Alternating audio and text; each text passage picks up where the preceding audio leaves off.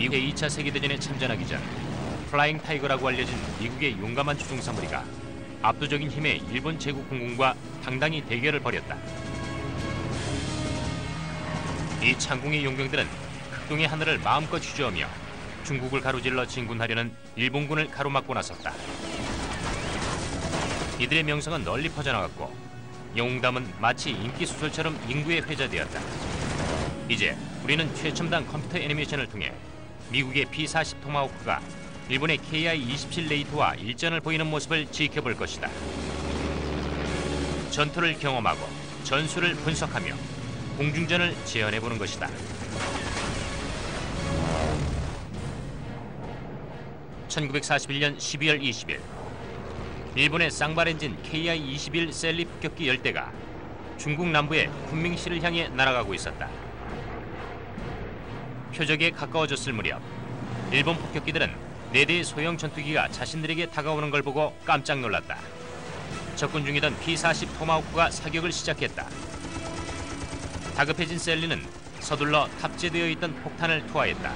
그리고 전속력으로 기지를 향해 내달렸다. 하지만 그때 10대가 넘는 위장 전투기들이 나타났다.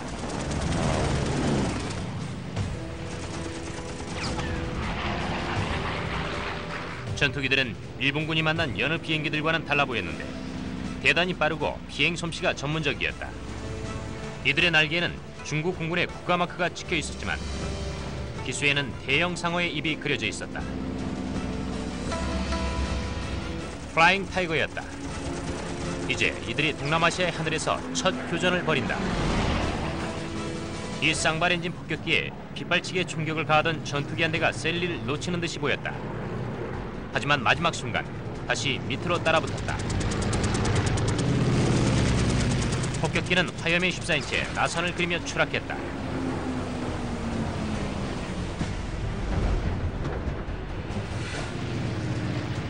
일본의 폭격기 4대가 하늘에서 폭발했다. 부상을 입은 나머지 6대의 셀리도 가까스로 기지로 돌아갔다. That first combat on December 20th, 1941 represented a watershed in the history of military aviation in China. This was the first time that a thoroughly modern, professional Air Force staffed by Americans engaged the Japanese on the Asian mainland, and it was a stunning success. 일본은 이 미지의 항공기들이 누구인지 알지 못했다. 하지만 중국인들은 알고 있었다. 중국의 신문은 이 일방적인 승리를 대서특필하면서 이 용맹한 조종사들에게 이름을 붙여주었다. The Chinese paper had come up with the expression, "They're fighting like tigers, flying tigers." 이 파일럿들은 미국인들로 중국 공군에 자원 입대했다. 이들은 클레이어 리 세놀트라는 뛰어난 비행사 때문에 중국을 위해 싸우게 되었다.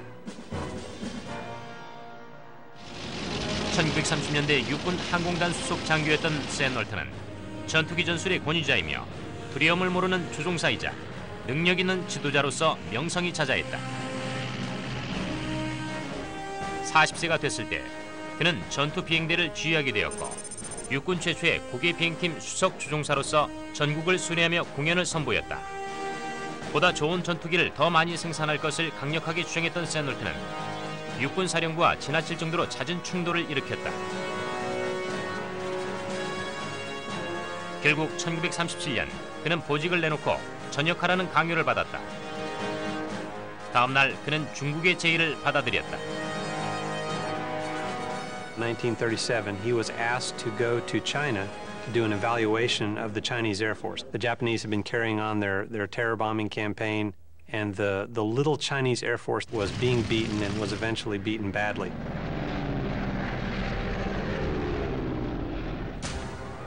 (1937년) 제2차 세계대전이 발발하기 2년 전 일본은 만주를 향해 손길을 뻗었다. 중국은 심한 공격에 시달렸다. 항구는 공격받고 천연자원은 일본의 전쟁 무기를 만드는 데 착취됐다. 마을은 일본군의 3가지 초토화라는 공포 정책에 따라 무자비하게 폭격을 당했다. 모두 죽이고 모두 약탈하고 모두 태워버리는 정책이었다. 도식 비행기의 중국 공군은 효율적이고 현대적이며 잔인한 일본 공군의 적수가 되지 못했다. 하지만 클레어 리 샌놀트에게 해결책이 있었다. The Chinese Air Force had been decimated, and it was important to keep China in the war. And the only way they could keep China in the war, they needed an instant Air Force. And the only way you're going to get an instant Air Force is to recruit professionals like the Army, Navy, and Marine Corps. So Chennault came back to the States to make his case. 1941년 초, 미국은 아직 일본과 전쟁을 벌이지 않고 있었다. 만약 미군의 비행사들이 일본과 싸움을 벌인다면 중국 공군의 일원으로 싸워야 했다. 미 정부가 비밀리에 승인을 하자 샌놀트는 중국 정부가 능력 있는 조종사와 정비사들을 구하고 있다는 소문을 냈다. They were allowed to resign from the U.S. Armed Forces, turn around and sign a lucrative contract with the Chinese government. The pay was very good. The lowest pay for a pilot was $600 a month. That's for a wingman. Then you had $650 for a flight leader, $750 for a squadron leader. So that was very attractive. 봉급이 일반군 비행사들보다 거의 3배에 달했는데 이 소문은 급속도로 퍼져나갔다. 99명의 조종사를 채우는 데는 그리 오랜 시간이 걸리지 않았다. 모직관들은 또 각 병과에 맞게 200명의 병사를 따로 뽑았다. 여기엔 정비사, 병기공, 무전교환병, 행정병, 심지어 군모까지 있었다. 1941년 7월이 되자 이들은 영국으로부터 빌린 공군기지인 버마의 키다우 비행장으로 이동했다. 이곳은 라시오로부터 480km 떨어진 전략 요충지였는데 라시오는 중국 본토로의 주요 보급 루트인 버마 로드의 종점이었다. The single biggest reason for the Flying Tiger's existence was to defend the Burma Road. That road, which ran, as the name implies, from Burma into southern China, was the major supply route for sustaining Chinese military operations against the Japanese in that part of the world. 이들은 키다오 비행장에서 P-40이라는 새로운 비행기를 갖게 되었으며 미국 지원병 그룹 혹은 AVG라는 공식 명칭도 부여받았다. 샌놀트는 자신의 부대를 3대의 추격대대로 나누었는데 각각 고유의 로고를 가지고 있었다. 하지만 1941년 가을 모든 대대는 훗날 토마호크의 상징이 되는 그림으로 통일됐다. 이 유명한 상어입 그림은 곧 플라잉 타이거와 동의어로 자리하게 된다. We're looking at a publication that comes out of India, and it showed a lot of these Aussie airplanes, the P-40, just like we had, and it showed the shark's mouth on it, and it lends itself so well to that airplane that we adopted it. 1941년 12월까지 AVG의 조종사들은 몇 개월 동안 P-40으로 훈련을 받았지만 기술을 시험할 기회는 얻질 못했다. 그러나 크리스마스 며칠 전 드디어 그 기회가 찾아왔다. 12월 20일 이들은 중국 군밍시를 폭격하러 나선 일본의 셀리 폭격기 10대 중 4대를 격추시켰다.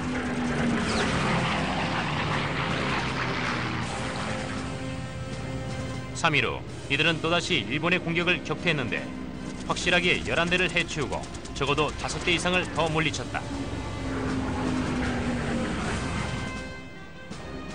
12월 25일엔 놀랍게도 24대를 격추시켰는데 히로히토에게 보내는 성탄 선물이었다.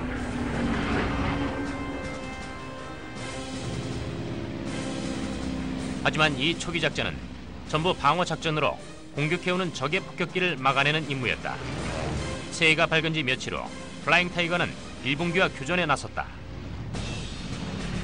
1942년 1월 3일 조종사 데이비드 텍스힐은 첫 플라잉 타이거 임무에 나섰다.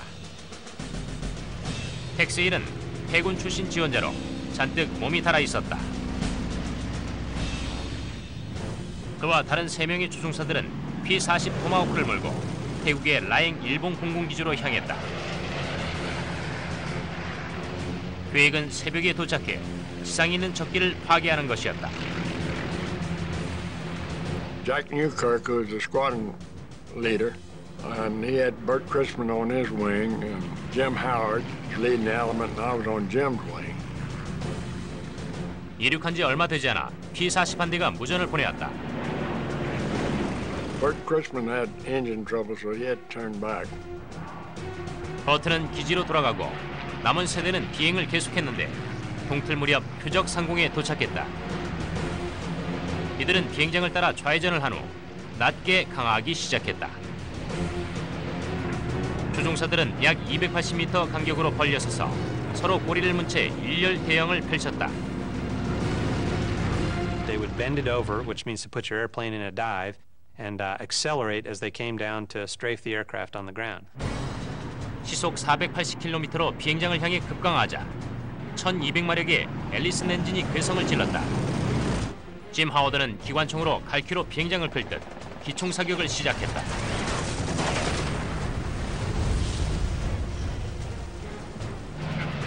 텍스일은 그를 따라 급강하하면서 기총 공격을 준비했다. 순간 그의 진로가 차단됐다. 10시 방향에서 하워드의 꼬리를 향해 KI-27 레이트 한 대가 급격히 돌진하고 있었다. 이제 곧 텍스의 첫 번째 교전이 벌어질 참이었는데 그의 손에 친구의 목숨이 달려 있었다.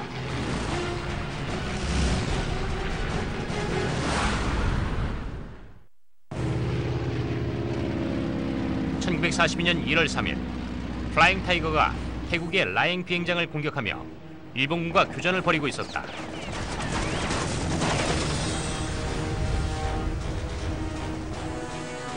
텍스일의 소편대장인 짐 하워드가 일본의 네이트 한 대에게 막 공격을 받고 있었다. 짐 하워드는 여기 있다. 네이트는 여기 그의 꼬리에 붙어 있고 텍스는 여기 있다.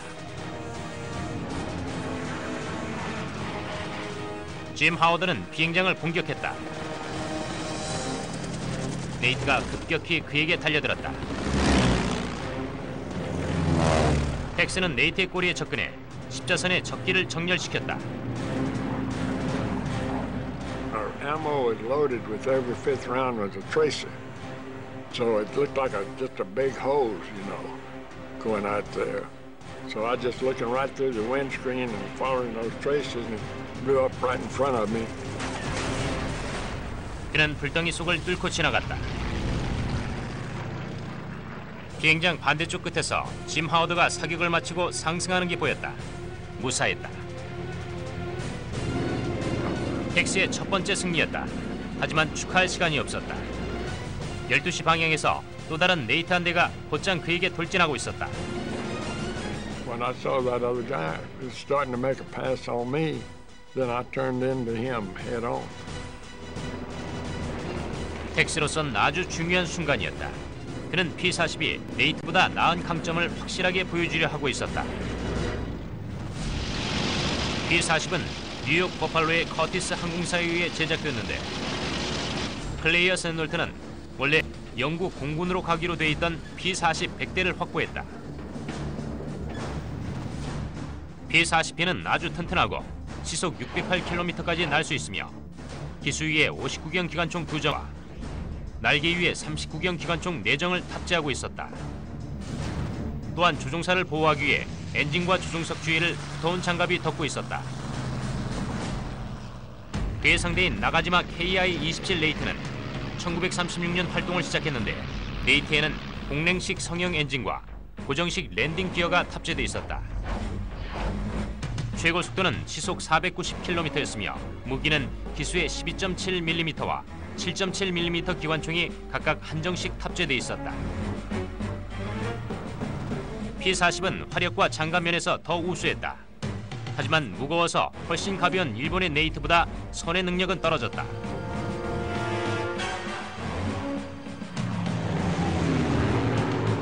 비행기 설계 철학에서 이런 기본적인 차이가 공중전에 대한 샌놀트의 접근 방식에서 핵심을 차지하고 있었다. And the type of attacks he typically set up was to come in at high altitude, make screening diving attacks against Japanese formations, take the energy that they built up, zoom climb up to a high altitude again, and come back around. He told his pilots, do not dogfight with the Japanese airplanes. It was certain death. 일본의 네이트와 정면으로 마주하자 텍스일은 이런 전술을 사용했다. 그는 네이트와 맞서는 법을 알고 있었는데 전혀 공중전을 하지 않는 대신 기관총 세례로 상대를 몰아쳤다. 텍스일은 여기 있고 네이트는 여기 있다. 텍스가 고도를 상승해 적기를 향해 비행하면서 정면 공격을 했다. I'm pulling into him, and of course I had the firepower on the head-on. 양 전투기는 시속 960km 이상으로 날면서 다가갔다. 네이트는 텍스의 비행기에 연타를 가했지만 두터운 장갑이 제 역할을 해주었다. Eventually, the lighter armored Nate couldn't take the punishment and ended up spiraling out of control. 네이트는 밀림 속으로 추락했고 전투는 끝이 났다. I had no idea where Howard and Newkirk were. I just headed right home, get out of that area. 텍스는 갑자기 강렬한 진동을 느꼈다. 비행기가 요동을 쳤는데 한 번도 경험해보지 못한 느낌이었다. The instruments are probably just almost shaking out of the panel itself, and it was probably wondering if it was even going to make it back to base. 그는 마침내 민갈라돈 비행장에 도착했다. 하워드와 뉴커크도 이미 안전하게 귀환해 있었다. He shot 33 holes in my airplane. Some of his bullets stuck in my prop, and it threw the prop out of balance. And I thought the engine was coming out of the airplane. 일본군에 대한 플라잉 타이거의 첫 공격 임무는 성공이었다. 적 전투기 4대를 하늘에서 요격했고 지상의 폭격기 4대를 파괴했다.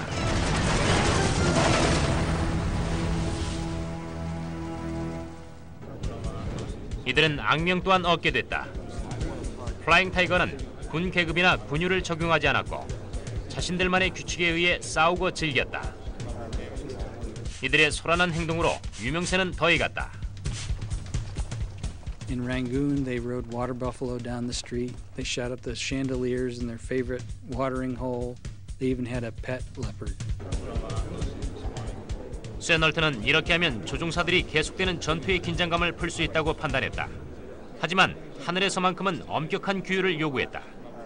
I think he was an excellent leader. If you did your job right, why he would back you at every time. 6개월간의 전투 기간 동안 이 소수의 미국 용병들은 거의 130대의 일본기를 파괴했는데 그중 11대는 텍스일의 P-40 토마호크에 의해 격추됐다. Here's a ragtag mercenary organization of former Army, Navy, Air Force officers and enlisted men who took on the Japanese head-to-head, very close to Japanese home islands, and proved that the enemy, who appeared to be 10 feet tall, could be whittled down to size. 하지만 진주만 기습 이후 더 이상 용병은 필요 없게 됐다. 이제 미군이 전력을 다해 전쟁에 참가하게 된 것이다. 전설적인 전투 기록에도 불구하고 AVG와 중국 정부와의 계약은 결국 1942년 7월 4일 끝으로 종료되었다. 하지만 플라잉 타이거는 계속됐다.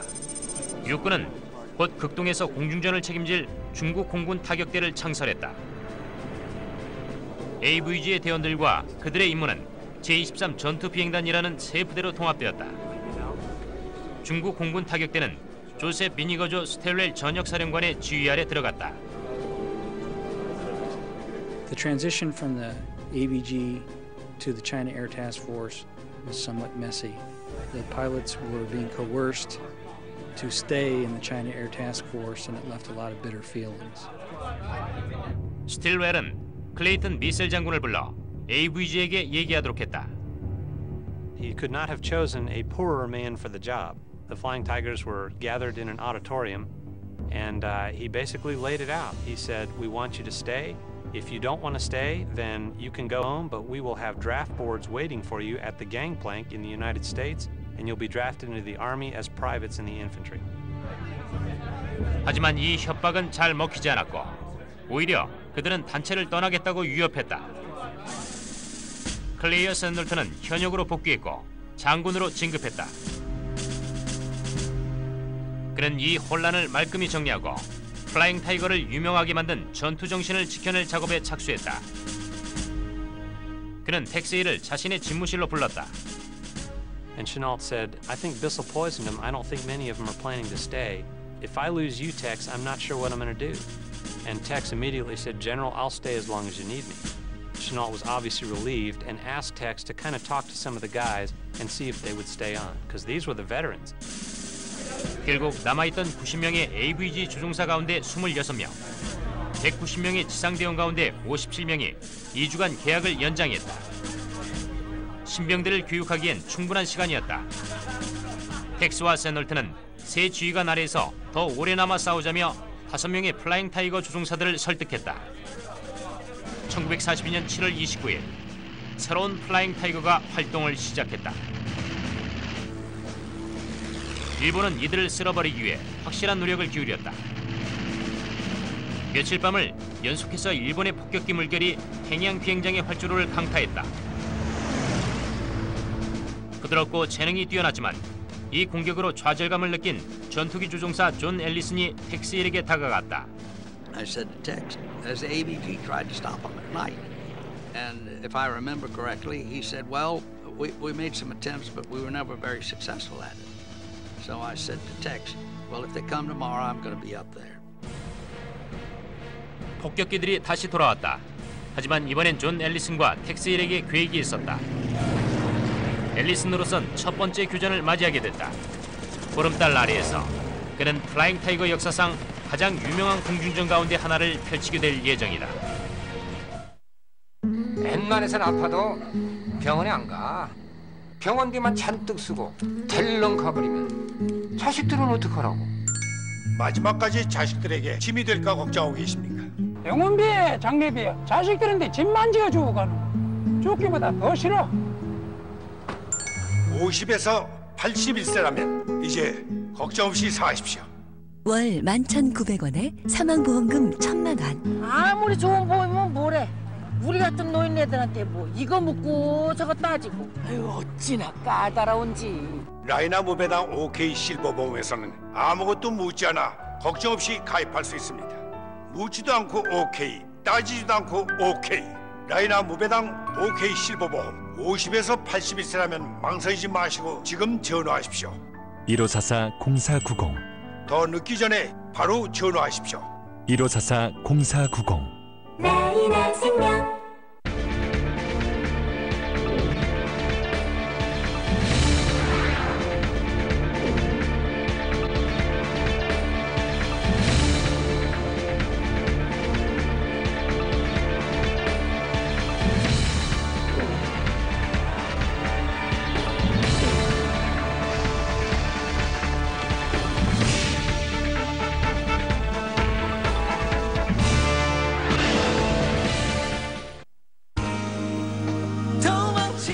어느새 불혹의 나이를 넘어선 무대 위의 어린 왕자 이승환. 새로운 음악적 도전으로 대중을 이끄는 그에게 음악은 언제나 풀어야 할 숙제였고 넘어야 할 벽이었다. 변하지 않는 순수함과 식지 않는 열정으로 달려온 18년 음악 인생. 이승환이 이승환을 말한다. 꿈꾸는 사람들의 바이오그래피 많은 시청 바랍니다.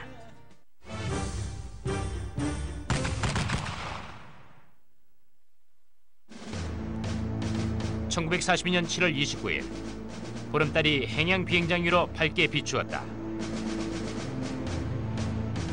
플라잉 타이거는 다시 작전에 나서게 되었고 존 앨리슨도 곧 첫 전투의 맛을 볼 예정이었다. 앨리슨은 일본의 폭격기 편대가 타이거 기지로 공격해오고 있다는 경보를 들었다. 그는 P-40에 올라타 하늘로 날아올랐다. John Allison reminds me of no one as much as Jimmy Doolittle. They're both short in stature, very focused, precise types of aviation professionals, but when each of them climbed in the airplane, strapped in and started the engine, there was a personality change.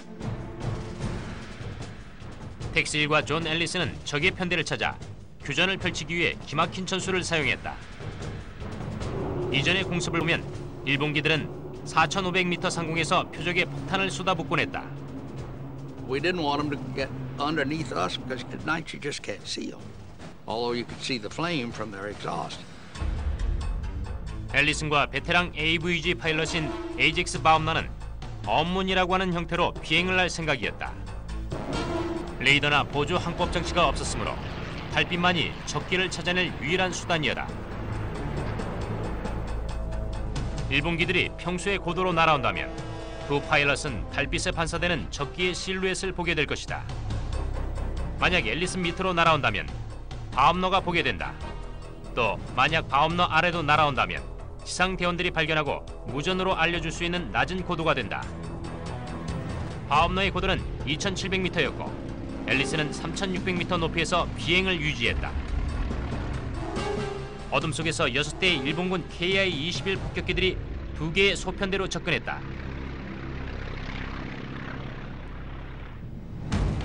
연합군에겐 셀리라는 이름으로 더 잘 알려진 미쯔비시 KI-21 폭격기는 일본 육군군이 중국에 배치한 폭격기였다.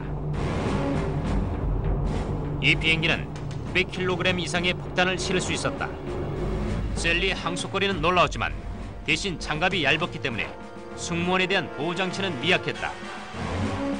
가까이 접근할 수만 있다면 전투기를 기관총만으로도 쏘아 떨어뜨릴 수가 있었다. 그러자면 두 정의 7.7mm 기관총과 과감히 맞서야 했는데 한정은 기수에, 한정은 후미에 장착돼 있었다. 앨리슨에게 무전이 들어왔다. 어디선가 셀리의 엔진 소리가 들린다고 지상 기지에서 연락해 온 것이었다. Finally, they were approaching our little airport at Hanyang from the north. 앨리슨과 바움너는 폭격기의 희미한 불빛을 찾아 어둠 속을 휘저으며 하늘을 수색했다. 주위를 두리번거리던 배기관의 불꽃을 발견했다. 그의 위로 3대의 셀리가 있었다. I was 3,000 feet below them. I immediately opened the throttle full power and started to climb, and I said, "Okay, fellows, watch the fireworks." 앨리슨은 3대 중 한 대를 표적으로 삼았다. 하지만 접근 속도를 잘못 계산했다. My airplane was climbing fast and also going much faster than the bombers, and I turned to follow them, and I was right in the middle of the formation. 갑자기 예광탄의 불꽃이 앨리슨을 향해 쏟아졌다.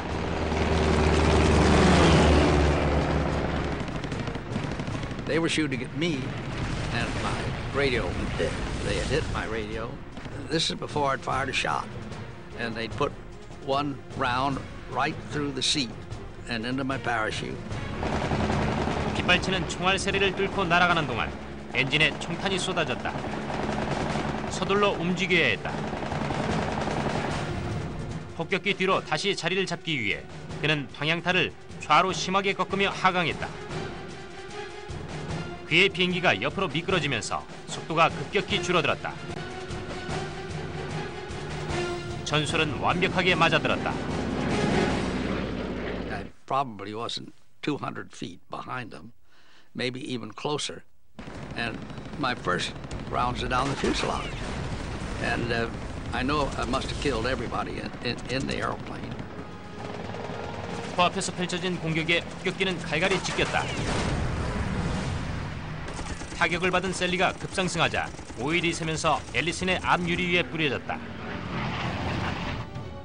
앨리슨은 이제 막 한 대를 박살냈다.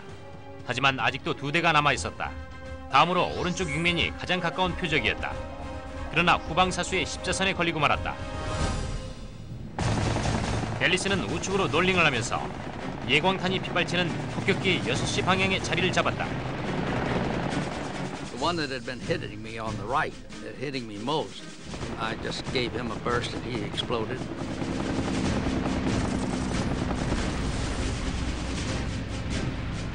확실한 사살이었다. 이제 남은 셀리는 편대장기 하나뿐이었다. 하지만 앨리슨의 P-40도 아주 큰 타격을 입었다. I didn't realize how hard I'd been hit, but they'd actually knocked a 5-inch hole through the crankcase, and all the oil was draining out, which I didn't know that. thanks to the P-40 and its ruggedness, it kept flying. 앨리스는 좌측으로 움직여 스로틀을 앞으로 밀면서 편대장기 셀리를 조준했다. 그의 총탄이 적의 좌측 엔진에 적중했다. 곧바로 길게 불꽃을 일으키며 셀리는 어둠 속으로 사라졌다. 그의 세 번째 요격이었다. 하지만 그의 엔진 커버도 불길에 사로잡혔다. 이제 기지로 돌아가 비상 착륙을 시도해야 할 참이었다. When the airplane really started to burn, I kind of panicked, and I was going so fast I couldn't get into the airport. But fortunately, the river was right out ahead of me, and I said, "Oh, well, I can make the river." 앨리스는 손상을 입은 P-40을 시앙키앙 강 위로 몰았다. I popped out of the airplane, swam over to a log raft. A Chinese young man ran out across the logs, pulled me up, and in my best Chinese, I was shouting, "I'm an American! I'm an American!" 비행장을 공격하기 위해 출격한 6대의 일본군 폭격기 중 4대가 격추됐다. 그러나 이 6대의 폭격기는 시작에 불과했다. 몇 시간 후 날이 밝자 일본은 미군을 영원히 쓸어버리기 위해 훨씬 더 많은 편대의 폭격기들을 출격시켰다. 그리고 이번엔 호위기도 함께 보냈는데 네이트보다 훨씬 더 강한 개량된 전투기들이었다. 이제 플라잉 타이거는 이들과 전례 없는 테스트를 벌이게 된다. 1942년 7월 30일 중국 동남부 플라잉 타이거의 제-75 전투 비행대대는 평양 비행장에 있는 자신들의 기지를 파괴하고자 출격한 적기를 요격하기 위해 발진했다. 텍세일이 10대의 P-40을 이끌고 하늘로 향했다. 그는 상승해 이 공격을 주도하고 있는 27대의 일본 전투기들과 마주했다.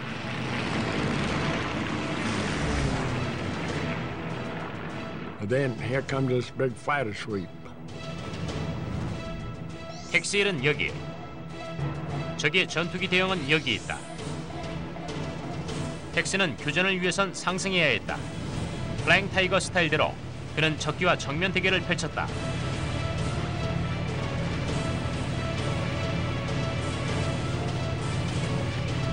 이들은 익숙한 네이트가 아니었다. 적 전투기는 새롭게 개량된 비행기였다. 나카지마 KI-43 오스카는 네이트의 후신으로 1941년 태평양에서 첫 발진을 시작했다. 여느 일본 전투기들처럼 성능을 위해 장갑을 희생했다. 1150마력의 엔진과 12.7mm 기관총으로 무장한 오스카는 네이트보다 더 빠르고 더 높이 날았다.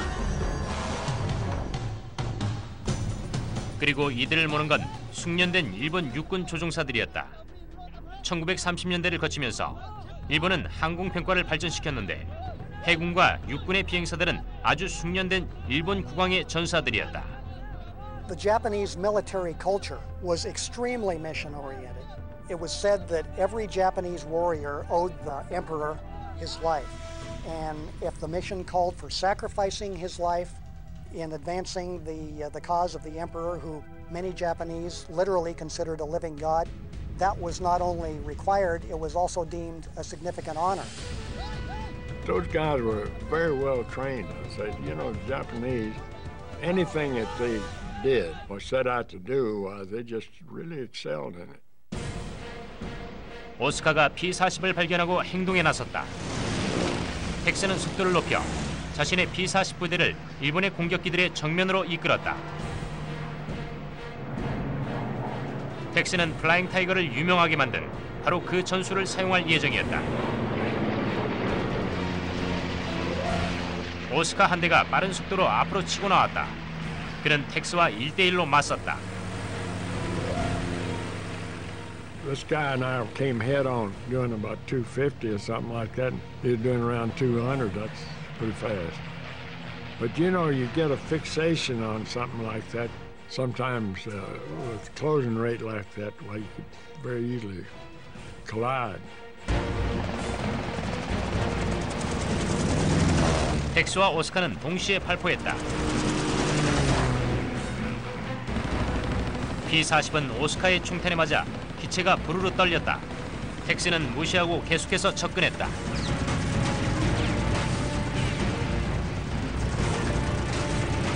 그의 6정의 기관총은 오스카에 탑재된 2정의 12.7mm 기관총보다 훨씬 더 화력이 강했다.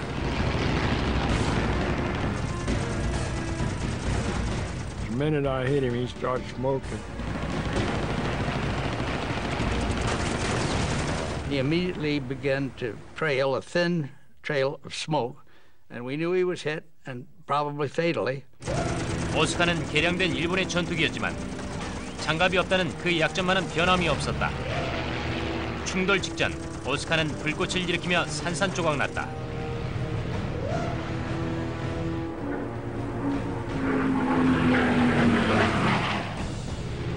텍스를 이끈 P-40 부대는 공습에 나선 15대의 적기를 격추시켰다. 일본의 공격은 실패했고 플라잉 타이거 기지는 무사히 살아남았다. 일본의 노력은 샌놀트의 잘 연마된 전술 덕에 무의가 되고 말았다. 선의 교전을 피하고 P-40의 우수한 속도와 힘, 무거운 장갑을 10분 활용한 것이었다. 네이트를 상대로 통했던 전술이 오스카를 상대로도 효율적으로 먹혀들었다. 중국 공군 타격대도 공격에 나섰다. 동남아시아에 있는 일본군과 산업시설 지역이 표적이었다. 1942년 8월 12일 B-24 중폭격기들이 플라잉 타이거 P-40의 지원을 받으며 타이퐁의 주요 선적센터를 공격했다. 표적은 배와 비행장 그리고 주요 보급 창고들이었다. 10월 P-40 부대는 버마의 일본군 보급로를 급강화 폭격하고 포위대를 포격했다. 11월 27일엔 중국 공군 타격대 사상 최대 규모로 주장강 삼각주 지역의 항구 도시인 광동을 공습했다. 하지만 1943년 3월 19일 소규모의 단편적인 중국 공군 타격대는 새로운 조직 제14 항공대로 대체되었으며 지휘는 클레이어 샌놀트가 맡았다. So naturally, the newcomers, the new guys on the block, attached themselves to the Flying Tiger name. After all, the same Claire Chenault was their commanding officer as well. 존 앨리스는 전체 전쟁을 통틀어 가장 성공적인 공습들을 주도했다. 하지만 그의 아시아 투어도 유럽 무대로 재배치되면서 끝을 맞이하고 있었다. 그러나 중국에서의 마지막 날, 앨리스는 자신의 경력에서 가장 치열한 공중전을 치르게 된다.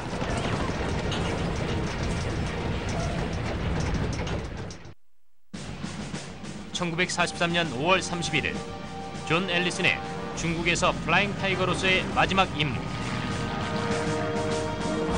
그는 중국인 조종사 편대와 함께 비행했다. One Chinese squadron had just gotten brand new P-40s, and General Shaw asked me if I would go up and fly with them, and I said I'd be delighted to do that. 타이거가 중국에 오기 전부터 미국은 중국 국민당 조종사들을 훈련시켜 왔다. I had 7 Chinese pilots, and I should have had 2 American wingmen, but one of them couldn't get his airplane started. 앨리슨과 중국의 윙맨들은 이창의 일본군 기지를 폭격하는 B-24의 호위를 맡았다. 폭격기들은 플라잉 타이거 전설의 임원임을 자랑스러워하면서 모든 B-24의 기수에 유명한 상어의 이빨을 그려넣었다. 호위 전투기 P-40과 B-24 폭격기들이 이창의 표적에 도착하자 짙은 구름이 드리워져 있었다. 앨리스는 구름 속에서 진격을 멈추고 정찰차 내려가 보기로 했다. 그리고 나머지 대원들에겐 구름 위에서 대기하라고 지시했다. I said, let me go by myself. So I started, and I turned around, and I looked back, and I've got myself and my wingman, and then behind us are these 9 B-24s. And while we were having this conversation, all of a sudden, it's just as if someone had taken a handful of pepper and thrown it up through these black spots were busted through the ceiling. 갑자기 20대의 오스카가 모습을 드러냈는데 곧바로 B-24를 향해 날아가고 있었다. 앨리스는 여기 있고 적기 오스카는 여기에서 B-24를 향해 가고 있었다. 앨리스는 교전을 통해 폭격기를 향해 가는 적기들의 관심을 돌려야만 했다. 가볍고 보다 민첩한 일본 전투기들이 B-24에 빠르게 접근하고 있었기 때문에 신속하게 행동을 취해야 했다. 앨리스는 조종관을 당기며 우측으로 상승 선회를 냈다. I found myself climbing with all these Japanese fighters. 앨리스는 쉬운 표적부터 공격했다. 바로 그의 앞에 있는 오스카였다.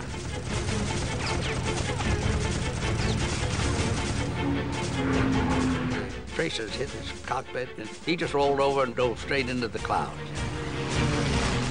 한 대는 격추시켰지만 아직도 19대의 오스카가 압박을 가하고 있었다. 그는 적의 대형속으로 파고들었다. 그리고 또 한 대의 오스카를 겨냥했다.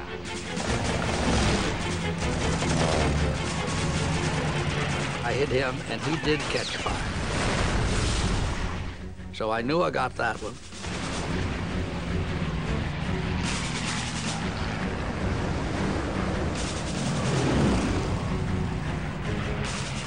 앨리스는 중력의 압력을 받으며 상승했다.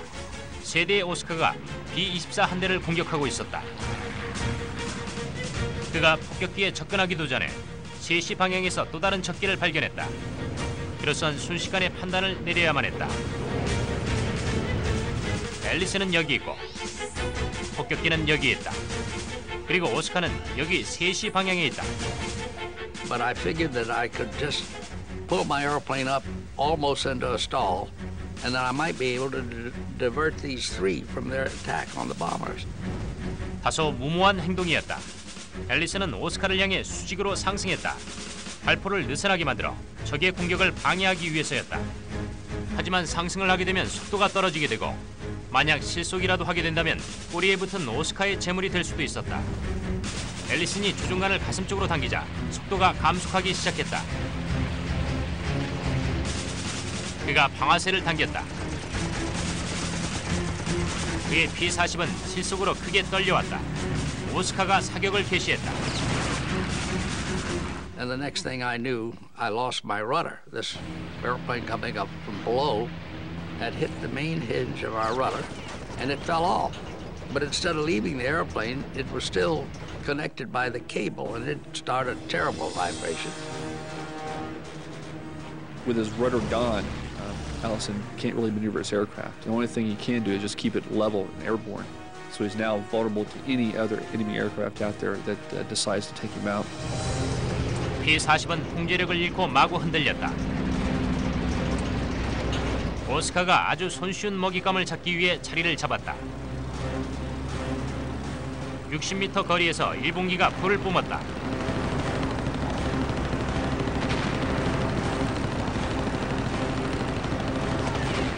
파편들이 떨어져 나갔다. 튼튼한 B-40이 충격을 흡수하긴 했지만 더 이상 버티는 건 불가능했다. And I said, well, if somebody doesn't help me soon, this is it. I'm gone. All of a sudden, I'm absolutely enveloped in a hail of tracers. 중국인 전투기 조종사가 앨리슨을 구하러 왔다. 그는 오스카의 뒤에서 맹렬하게 발포했다. So it's tracers from 650s. And I'd seen them from one perspective. Now I was seeing them from another and a fatal one. And I thought, he's going to kill us both. 중국의 B-42 오스카를 격추시켰다. 적기는 화염에 휩싸인 채 추락했다. 더 이상 버틸 수가 없었던 앨리슨은 손상당한 워호크를 돌보며 기술을 돌려 기지를 향했다. B-24 폭격기들은 성공적으로 이창의 일본군 활주로를 폭격했다. 이번 전투에서 5대의 적기가 격추되고 1대의 중국 B-40을 잃었다. 존 앨리슨은 1943년 5월 플라잉 타이거를 떠났다.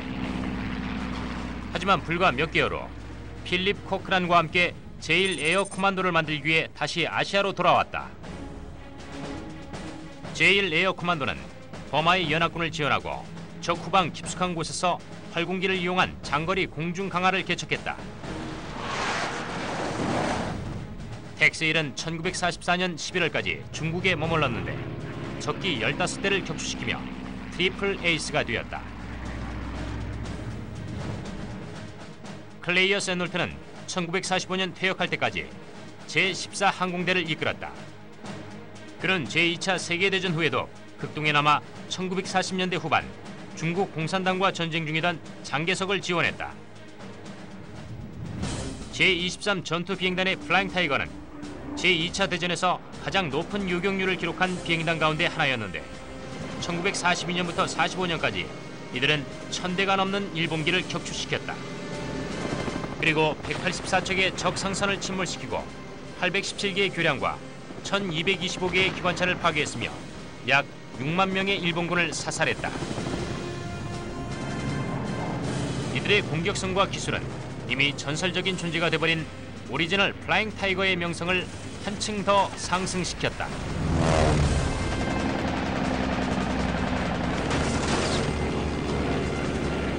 상어 이빨의 P-40은 상상을 초월하는 공격성으로 일본 제국의 도전장을 내밀었다.